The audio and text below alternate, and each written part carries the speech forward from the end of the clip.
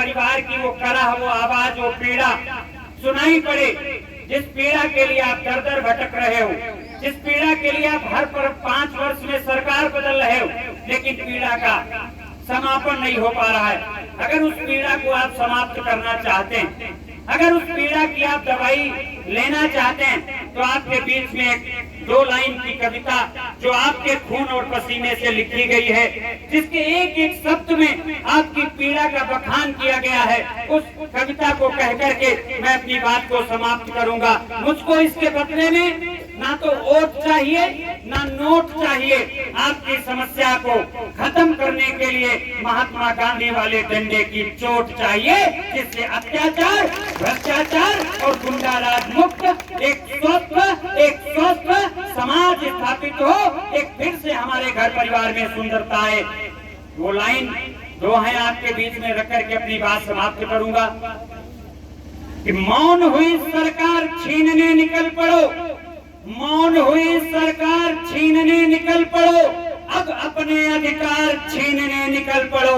75 वर्षों से हाथ जोड़ करके निवेदन कर रहे हो। अगर आपको लगे कि फिर इस हरदोई की धरती पर कोई प्रहलाद पैदा होगा, तो हाथ पर हाथ रख करके बैठे रहो, वरना हिरण्यकश्यप का वध करने के लिए खुद प्रहलाद बन के अत्याचार का समापन करो। तब कहना चाहता हूँ कि मौन हुई सरकार छीनने निकल पड़ो, अब अपने अधिकार छीनने निकल पड़ो।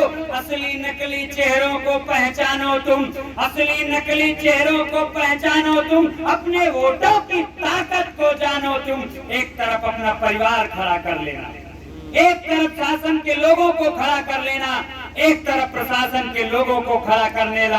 हिंदुस्तान में केवल 3 धुरी हैं। पहली धुरी में मालिक के रूप में जनता, दूसरी धुरी में सेवक के रूप में जनप्रतिनिधि और तीसरी कड़ी में नौकर के रूप में प्रशासन। तीनों परिवारों को एक जगह इकट्ठा कर लेना। मैं पूरी ईमानदारी और दमदारी के साथ कह रहा हूँ, जो देश का मालिक है उसके चेहरे पर मायूसी नजर आएगी, जो देश का मालिक है उसके चेहरे पर उदासी नजर आएगी, और जो देश के सेवक और नौकर हैं उनके चेहरे पर एक खुशहाली और गाल टमाटर जैसे लाल नजर आएंगे।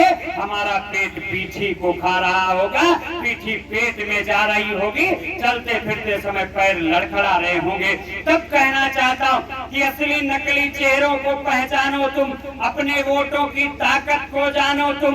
हर गरीब का जीवन बंधक, हर गरीब का जीवन बंधक अब उनके दरबारों में, और खेत प्रबंधक चूर हो गए अब उनके दरबारों में। वो एसी में रहने वाले, वो एसी में रहने वाले खेत किसानी क्या जाने, और वो मुर्गा बकरा खाने वाले सत्तू गुरधानी क्या जाने। भैया कल पानी गिर रहा था, हमारे घर के लोग तमाम बाजार नहीं जा पाए होंगे। रात को मोटी रोटी, लहसुन का नमक, रात को मोटी रोटी गुड़, रात को मोटी रोटी और आलू का भरता बनाकर खाए होंगे। जिस मौसम में आपके घर में कंगाली थी, जिस मौसम में आपके घर में बदहाली थी, जिस मौसम में आपके घर की थाली खाली थी, उस मौसम में आपके सेवकों के घर में उस थाली में पनीर की पकौड़ी, मछली की पकौड़ी, पालक की पकौड़ी, प्याज की पकौड़ी। जब वो बरसात में पकौड़ी का आनंद ले रहे होते हैं, जब वो बरसात को एक महोत्सव समझ रहे होते हैं, तब बरसात के कारण जो कल की बरसात हुई है वो कहर की बरसात हुई है। वो किसानों के ऊपर कहर बरसा है, पानी नहीं बरसा है। आप धान के खेतों में जाकर के देखो, आप गन्ने के खेतों में जाकर के देखो, पूरी की पूरी फसलें चौपट हो गई हैं। किसान के चेहरे पर जो चंद दिनों में अक्टूबर के महीने में खुशहाली आने वाली थी, वो फिर से मायूसी में बदल गई। अब कहना चाहता हूँ कि वो मुर्गा बकरा खाने वाले सत्तू गुरधानी क्या जाने, और वो बगलों में सोने वाले छप्पर छानी क्या जाने। अब उन्हें पकड़ कर खड़ा करो, अब उन्हें पकड़ कर खड़ा करो तब्दीली में चौराहों पर, और कुछ दिन उनको दौड़ाओ अपने खेतों की राहों पर।